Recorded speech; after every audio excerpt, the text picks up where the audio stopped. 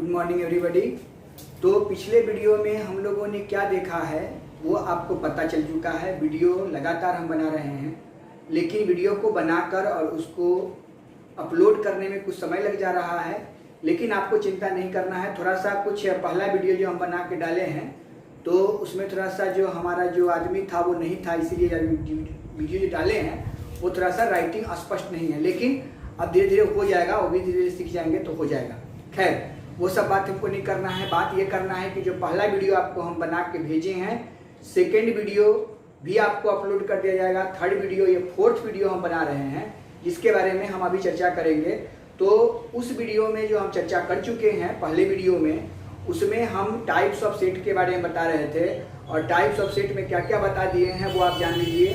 तो पिछले में हमने बता दिया कि ऑपरेशन ऑफ सेट क्या होता है, उसके बारे में हम बता दिए हैं। उसके बाद मैथमेटिकल सेट के बारे में बता दिए हैं। उसके बाद जो है टॉबलर फॉर्म बता दिए थे, रोस्टर फॉर्म बता दिए हैं, उस पर क्वेश्चन करवा दिए हैं। ठीक है, अब जो नेक्स्ट टाइप आपका जो आता है वो कुछ इस प्रकार के है जो अभी आपको हम बताने जा रहे हैं। तो ध्यान दीजिएगा। देखिए, सबसे पहले क्या है सिंगलटन सेट, उसके बाद का सेट है सिंगलटन सेट। सिंगलटन सेट किसको कहते हैं? इस वर्ड से ही आपको क्लियर है कि जिस सेट के पास सिंगल एलिमेंट होगा। तो यहां लिख दिए हैं कि the set consisting of a single element is called singleton set. यानी जिस सेट के पास केवल और केवल सिंगल सेट हो, सिंगल एलिमेंट्स होगा, उसको सिंगलटन सेट कहेंगे।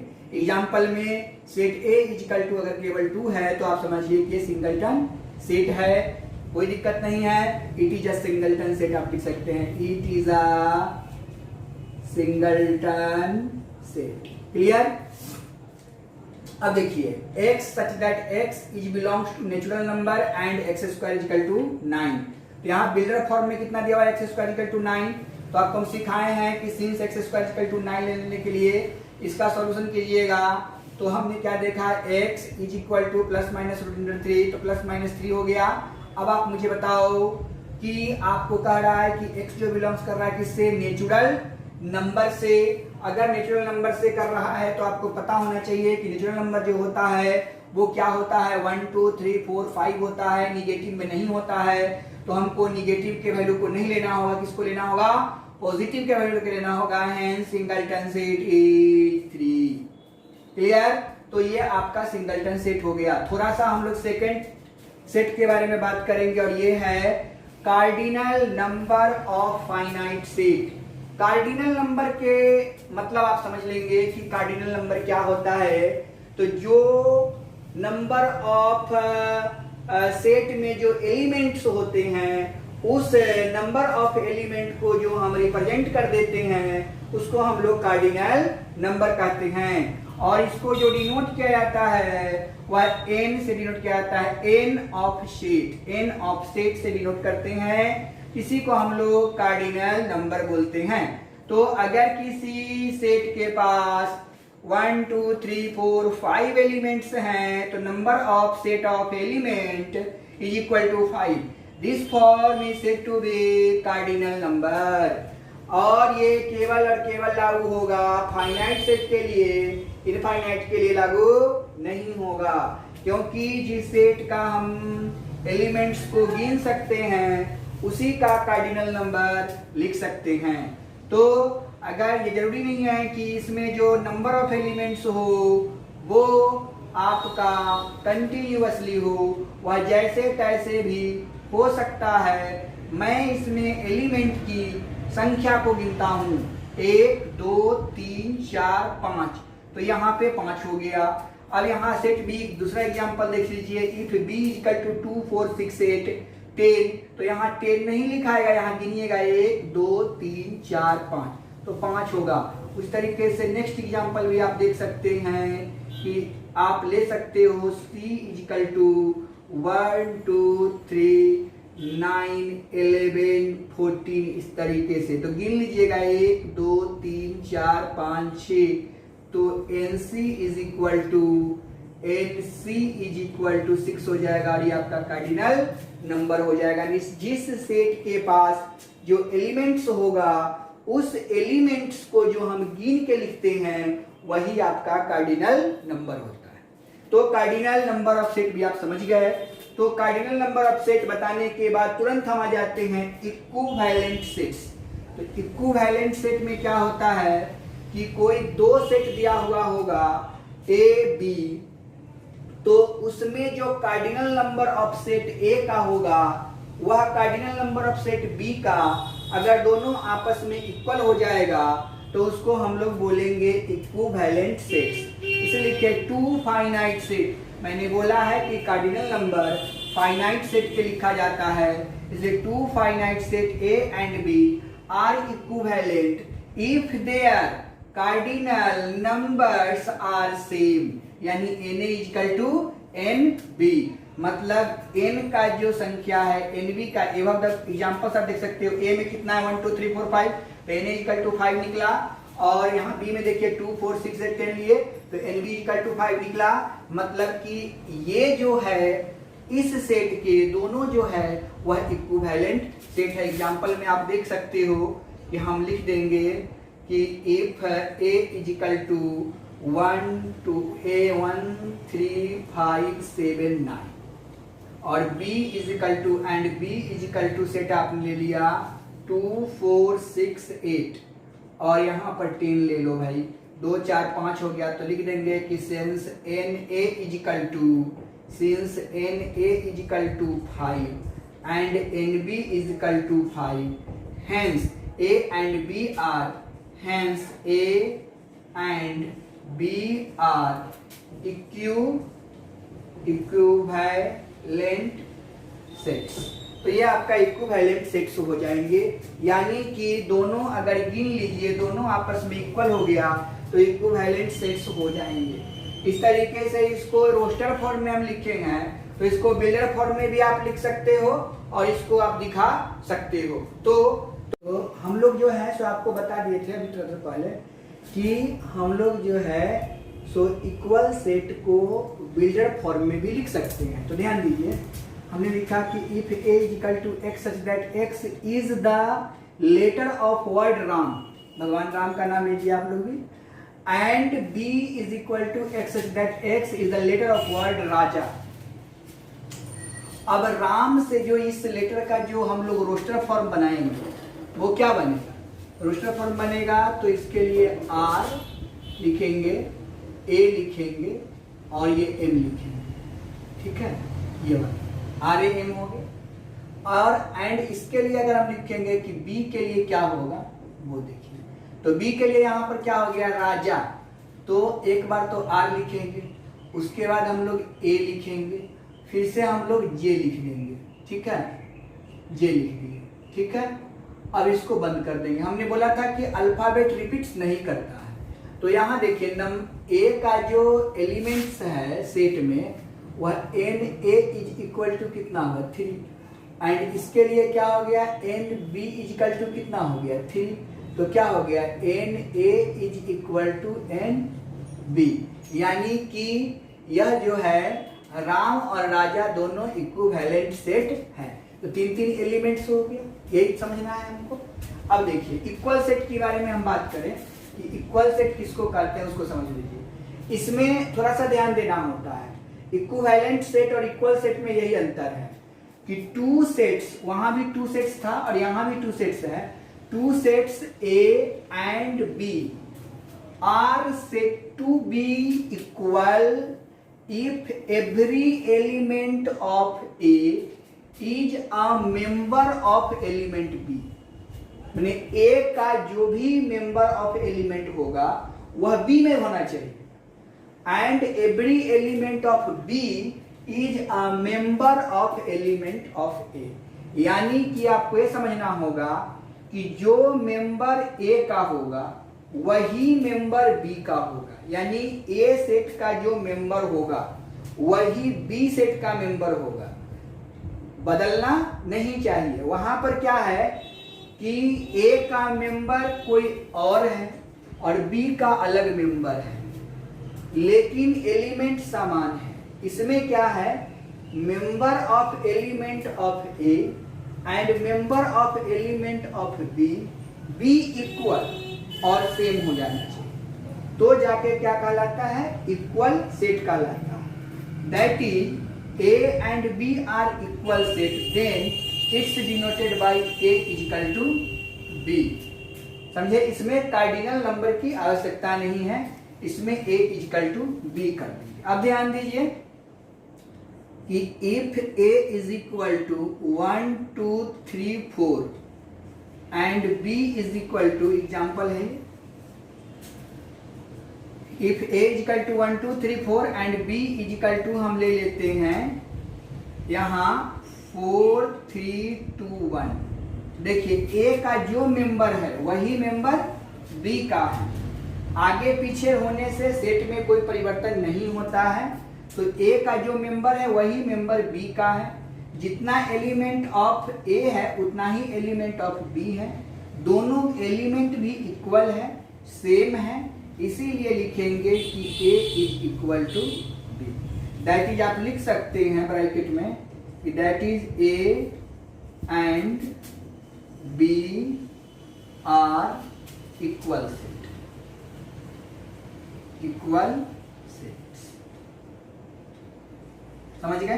तो इस तरीके से हमने देख लिया कि ए एंड बी आर जो है सो इक्वल सेट्स हो गया। यहां तक तो कोई कंफ्यूजन नहीं है। चलिए हम आगे इस सेट्स के आगे के बारे में आपको बताते हैं, कुछ एग्जांपल्स करके क्लियर करवाते हैं, ठीक है। तो देखिए अब एक क्वेश्चन से आपको हम इसको क्लियर करके दिखाते हैं कि कौन जो है कि which of the following sets are equal. इसमें जो सेट्स दिया हुआ है ए बी सी डी, इसमें कौन इक्वल है और कौन अनइक्वल है उसको हमको देखना है। तो सबसे पहले हम लोग सेट ए के बारे में चर्चा करें। तो सेट ए तो ऑलरेडी रोस्टर फॉर्म में दिया हुआ है, तो since set A is equal to कितना दिया हुआ 1 2 3, इसमें तो कोई कंफ्यूजन ही नहीं है।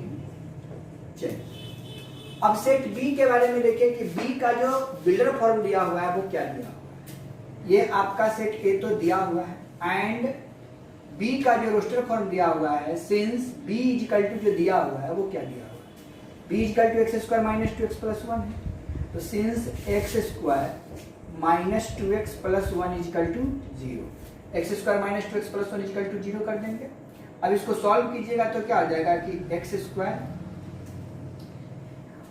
माइनस यहाँ पे 2x प्लस 1 इक्वल टू 0 है, तो ये क्वाड्रेटिक इक्वेशन है और क्वाड्रेटिक इक्वेशन को जब हम सॉल्व करेंगे तो यहाँ पे 2x है, तो यहाँ पर एक्स स्क्वायर माइनस यहाँ 1 गुने 1 इक्वल टू फैक्टर करने आता है आप लोगों को, तो कितना लिखेंगे minus X plus 1 equal to 0। अब इसको सॉल्व कीजिएगा तो x को कॉमन कीजिएगा तो x माइनस 1 हो जाएगा, माइनस 1 को कॉमन कीजिएगा तो x माइनस 1 इक्वल टू 0 हो जाएगा। अब यहाँ से आप देखिए कि x minus 1 into X minus 1 equal to 0, यानी आपको क्या दिखाई दे दिया कि x इज इक्वल टू कितना दिया 1। तो ऐसे भी लिख सकते हैं कि since x minus 1 equal to 0 hence x equal to 1, ये तो 1 आ गया। यानी कि आप लिख सकते हो कि b के पास जो एलिमेंट्स है वो क्या है 1 है, क्योंकि यहाँ भी 1 लिख लेगा तो हम जानते हैं कि सेट में एलिमेंट्स को दोबारा नहीं लिखते हैं, रिपीट्स नहीं करते हैं, इसलिए यही रह गया। अब हम लोग सी के बारे में चर्चा कर लेते हैं। तो सी इक्वल टू कितना दिया हुआ है भाई, 1 दिया हुआ है, 2 दिया हुआ है, 2 दिया हुआ है, 3 दिया हुआ है। हम जानते हैं कि सेट में एलिमेंट रिपीट नहीं करता है, तो आपका हैंस सेट सी जो कंप्लीट होगा और 1 2 और 3 होगा, ये क्लियर हो गया। यानी सेट सी आप देख रहे हो कि सेट ए का एलिमेंट्स जो है वही सेट सी का एलिमेंट्स, और लास्ट में क्या है डी।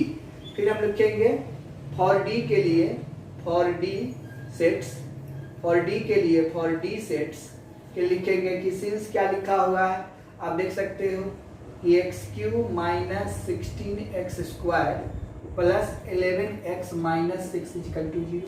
अब यहाँ पर आप देख सकते हो कि x इक्वल टू पहले पुट कर दीजिए, पुट x इक्वल टू 1 करके पुट कीजिए। आप एक चीज सीख लीजिए कि जब क्वाड्रेटिक इक्वेशन हो या क्यूबिक इक्वेशन हो, क्वाड्रेटिक इक्वेशन को तो हम आसानी से तोड़ सकते हैं लेकिन क्यूबिक इक्वेशन को हम लोग आसानी से नहीं तोड़ सकते हैं। इसलिए पहले क्या कीजिए कि x इक्वल टू 1 या -1 2 या -2 पुट करके देख लीजिएगा। अगर जिस वैल्यू पर इसका मान 0 आ जाएगा उसका एक फैक्टर वो हो जाएगा। तो पुट x इक्वल टू अगर आप 1 करते हो इसमें तो आप देख सकते हो कि क्या होगा, 1 का क्यूब माइनस 16 इंटू 1 का square plus 11 into 1 minus 6 equal to 0। Solve करके देखिए 1 माइनस 16 +11 और यहाँ पे आपका हो गया -6 = 0। अब यहाँ 16 क्वेश्चन गलत है, ये क्वेश्चन गलत है। 11 गड़बड़ हो सकता है यहाँ पर, क्योंकि हमको यहाँ दिखाई देने लगा कि 1 रखने के बाद आप देख सकते हो कि यहाँ पे अगर 6 है तो 6 और यहाँ पर अगर ये वैल्यू हमारा प्लस में हो जाए तो कुछ हो सकता है, यानी 11 और 6 17 हो जाएगा। यानी 1 पर तो इसका फैक्टर नहीं हो रहा है। और अब देखते हैं -1 रख के देखते हैं तो क्या होता है। -1 रखेंगे तो -1 का क्यूब इतना हो जाएगा और -1 तो यहाँ पे प्लस हो जाएगा और ये माइनस हो जाएगा। यानी अगर -1 रख के देखते हैं तो क्या होता है कि -1 का क्यूब -1 का स्क्वायर माइनस, और ये तो यहाँ पर कितना हो गया, यहाँ पर आपको दिखाई दे रहा होगा कि -1 और यहाँ पे आपका ये तो प्लस हो जाएगा, -16 हो जाएगा, +11 हो जाएगा और -6 हो जाएगा। अब देखते हैं इसको सॉल्व करके तो कितना होता है। यहाँ पर ये वैल्यू भी बराबर नहीं आ रहा है, यानी कि इसका वैल्यू जो है 1 तो आएगा नहीं, अब 2 भी नहीं आएगा, है ना। तो यहाँ पर क्या आ रहा है, इसका फैक्टर जो है 1 2 3 के रूप में नहीं आ रहा है। तो हम सिंपल ये देख रहे हैं कि ये वैल्यू जो है एग्जिस्ट नहीं कर रहा है। तो इस केस में हम लोग ज्यादा नहीं बनाएंगे, क्योंकि जब तक हमको इक्वल नहीं आएगा तो b के इक्वल तो हुआ नहीं, 1 आया नहीं, तो b के इक्वल भी ये नहीं हो रहा है। दूसरा चीज हम देख रहे हैं -1 रखेंगे तब भी नहीं आ रहा है, तो इसका फैक्टर तोड़ना होगा और इसका फैक्टर बहुत लंबा जाता है। तो हम लोग को दिमाग लगाना है कि इसका फैक्टर हो ही नहीं रहा। आप एक बार और चेक करके देख सकते हैं कि 1 रखिएगा तो 1 हो जाएगा, यहाँ पर 11 है, और अगर इसको हम प्लस कर देते हैं तो कितना हो जाएगा, ये 6 और 1 7 हो जाएगा और 11 नहीं हो रहा है।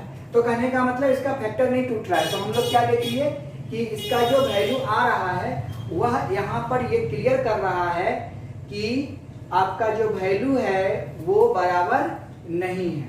अगर नहीं है तो 11 और 1 12 नहीं हो रहा है, ये वैल्यू भी बराबर नहीं हो रहा है, ये वैल्यू भी बराबर नहीं हो रहा है। तो हम लोग देख लिए कि हर तरह से हम इसको चेक किए तो कहीं भी इसका फैक्टर बराबर नहीं हो रहा है, नहीं टूट रहा है। तो यहाँ पर क्या हो जाएगा वो देख लीजिए। अब हमको क्वेश्चन नहीं सुधारना है, क्वेश्चन सुधारने से क्या मतलब बनता है, जो क्वेश्चन रहेगा उसी पर सॉल्व कीजिएगा। तो कहने का मतलब ये हुआ कि ये डी का वैल्यू जो एग्जिस्ट नहीं कर रहा है, तो अलग अलग मान निकलेगा और कुछ अलग निकलेगा, 1 2 3 तो होगा नहीं। तो हमको दिखाई दे रहा है कि ए जो है और सी जो है वो इक्वल है, तो यहाँ पर लिखेंगे कि सिंस ए इक्वल टू सी, और ए जो है सो सी के क्या हुआ, बराबर हुआ। अब यहाँ पर जो डी है और ये बी है वो आपस में इक्वल नहीं है, तो यहाँ पर इक्वल सेट के रूप में क्या आ जाएगा, ए इक्वल टू सी। उसी तरीके से अगर इसमें 3 सेट रहता है, 3 सेट को हम लोग बराबर करते तो हमको समझ में आ गया कि इक्वल सेट किसको कहते हैं, क्लियर है। अब इसको तो नेक्स्ट सेट के बारे में हम लोग देखेंगे, सब सेट्स के बारे में। ये बहुत इंपॉर्टेंट है और इसके बारे में अच्छे से समझना चाहिए आप लोगों को। देखिए सब सेट किसको कहते हैं, तो let A and B be 2 sets if every element of A is an element of B, A is called a subset of B and it's denoted by A subset of B. देखिए यहां पर समझना होगा कि ए और B 2 sets हैं और इसमें कहा जाता है कि if every element of A is an element of B, मतलब ए का जो भी एलिमेंट्स होगा वही एलिमेंट्स बी में होगा। तो कहा जाता है कि A is called a subset of B and it's denoted by A subset of B. इसको ए सबसेट ऑफ बी से भी नोट कर सकते हैं और बी सबसेट ऑफ ए से, जब इक्वल के केस में होगा। मतलब कि अगर देखिए एग्जांपल में समझा देता हूं कि ए के पास कौन कौन एलिमेंट है, 1 2 3 4, और बी के पास भी देखिए 1 2 3 4। आगे पीछे लिखने से सेट में कोई परिवर्तन नहीं होता है, एलिमेंट इक्वल होना चाहिए। उस केस में इसको डिनोट किया जाता है ए सबसेट ऑफ बी। या बी सबसेट ऑफ ए, क्योंकि दोनों में एलिमेंट्स क्या है, इक्वल है, और इक्वल होने के चलते ही इसके नीचे एक ये चिन्ह लग गया है जो इक्वलिटी को रिप्रेजेंट करता है। अगर यहाँ पर इक्वल है तब तो इक्वली को रिप्रेजेंट करेंगे, लेकिन दो ऐसे भी सेट हो सकते हैं जिसमें इक्वल एलिमेंट्स नहीं होंगे, तो क्या करेंगे, उसी के लिए लिखवाए हैं बट। यहाँ ध्यान दीजिए, सेकेंड समझ लीजिए, बट ए इजिकल टू अगर 1 2 3 4 5 6 7 8 9 10 हो गया, और बी में हो गया 2 4 6 8 10 हो गया, तो समझिए यहाँ पर कि आपको ये देखना है कि सब सेट, सब और सेट, सब का मतलब होता है उसको समझ लीजिए और सेट का मतलब उसको समझिए। हिंदी में इसी को उपसमुच्चय कहा जाता है, सब सेट को, माने समुच्चय का जो कुछ पार्ट होगा उस पार्ट को ही हम उपसमुच्चय कहेंगे। सब सेट का मतलब ये होता है सेट के पार्ट। तो सेट का पार्ट कौन है, देखिए सेट का पार्ट कौन है, सेट ए का ये जो बी है ना वो पार्ट है। यहां पर सेट ए है और सेट बी है, ये दोनों सेट है और दोनों इक्वल है, मतलब इसका पार्ट ये है और इसका पार्ट ये है। यहां पर हमको क्या समझना है कि ए का जो सेट दिया हुआ है उसका ई पार्ट है, इसका ई पार्ट नहीं है, इसका ई पार्ट है। तो जिसका जो पार्ट होता है वही सब सेट कहलाता है। तो देखिए ये किसका पार्ट है, ये जो सेट है वो किसका पार्ट है, ए का है। तो आप याद कीजिए मैंने एलिमेंट्स में पढ़ाया था कि अगर a इजिकल टू 1 2 3 4 5 लिखते थे तो क्या लिखते थे, 5 dot dot A, 5 dot dot A, यानी 5 जो है सो ए का क्या है, एलिमेंट्स है, 5 ए का एलिमेंट्स है। मतलब जो छोटा वाला होता है वो पहले लिखा जाता है और बड़ा वाला होता है, देखिए ए का मतलब ये पूरा ना हुआ, तो बड़ा वाला जो होता है वो बाद में लिखा जाता है। तो यहां पर देखिए बी का ए का ई क्या है, पार्ट है, मतलब बी के जो एलिमेंट्स है वो सब ए में है। तो देखिए यहां पर 5 लिखते थे, अब बाद में ए लिखते थे, तो यहाँ छोटा कौन है, बी है, तो बी पहले लिखाएगा और ए बाद में लिखाएगा। यानी यह इक्वल नहीं है तो इक्वल के चिन्ह यहाँ से क्या होगा, हट गया।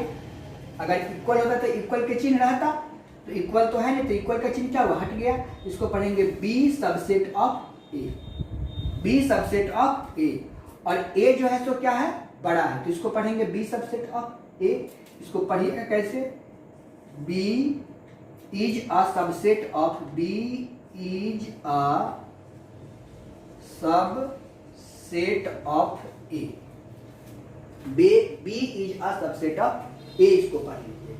अब मान लीजिए कोई भी सेट हम लेते हैं, यहां ध्यान दीजिए, कोई भी सेट अगर लेते हैं हम, मान लीजिए कि अगर हम सेट ए ले लिए, यहां पर 1 2 3 लिख दिए, तो कोई ऐसा सेट बी है जो क्या है, नल है, 5 है। तो आप गौर कीजिए नल का क्या मतलब होता है, नल को हम दूसरे शब्दों में क्या डिनोट करते हैं, खाली, इसमें कुछ नहीं है। तो कुछ नहीं है मतलब यहां पर तो ये छोटा हुआ और ये क्या हुआ, बड़ा हुआ, ये छोटा हुआ और ये बड़ा हुआ। तो क्या देख रहे हैं कि 5 जो है वह सबसेट है ए का। तो कोई भी सेट जो होगा जिसमें एलिमेंट्स होगा वह 5 का क्या बन जाएगा, सब सेट बन जाएगा। इसे लिखिए 5 is a subset of all set. मतलब 5 तो सबसे छोटा सेट होता है, इम्पटी होता है, उससे छोटा सेट तो कोई होता नहीं है, इसे लिखा गया 5 सबसेट ऑफ ऑल सेट। यानी null set is a subset of all set, null set is a subset of all set, B is a subset of A. यहां पर गौर कर लिए बात को, यानी कोई भी एलिमेंट्स होगा, कोई भी सेट होगा, वह 5 का क्या होगा, सब सेट होगा, यानी null set is a subset of all set. तो क्लियर हो गया।